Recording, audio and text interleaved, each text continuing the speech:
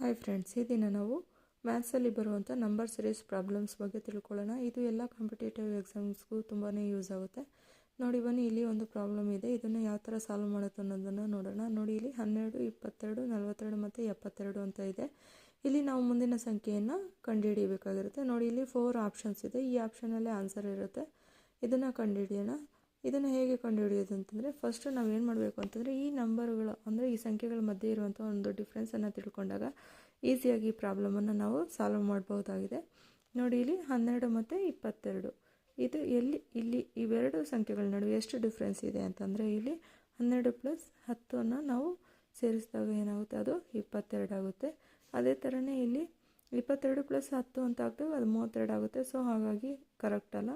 ನಾವು 22 + 20 ಹಾಕೋಣ. 22 + 20 ಏನಾಗುತ್ತೆ, 42 ಆಗುತ್ತೆ. ಅದೇ ಥರನೇ ಇಲ್ಲಿ 3ರಷ್ಟು ಮಾಡೋಣ. ಇಲ್ಲಿ 30 ಹಾಕೋಣ. 30 ಹಾಕಿದಾಗ 40 + 30 42 + 30 ಏನಾಗುತ್ತೆ, 72 ಆಗುತ್ತೆ. ಅದೇ ಥರನೇ ನಾವು ಇಲ್ಲಿ ಮುಂದಿನ ಸಂಖ್ಯೆಯನ್ನು ಕಂಡುಹಿಡಬೇಕು. ಹಾಗಾಗಿ ಇಲ್ಲಿ ನಾವೇನು ಮಾಡೋಣ ಅಂತಂದರೆ 40 ಹಾಕೋಣ. ಸೊ ಇದನ್ನು ನಾವೀಗ ಆ್ಯಡ್ ಮಾಡಿ ನೋಡೋಣ ಫ್ರೆಂಡ್ಸ್. 72 + 40. ನೋಡಿ, ಈಗ 2 + 0 ಅಂತಂದರೆ ಇಲ್ಲಿ 2 ಬರುತ್ತೆ. 7 + 4 ಅಂದರೆ 11 ಬರುತ್ತೆ. 112. ನೋಡಿ, ನಮ್ಮ ಆಪ್ಷನಲ್ಲಿ 112 ಹೀಗಿದೆ.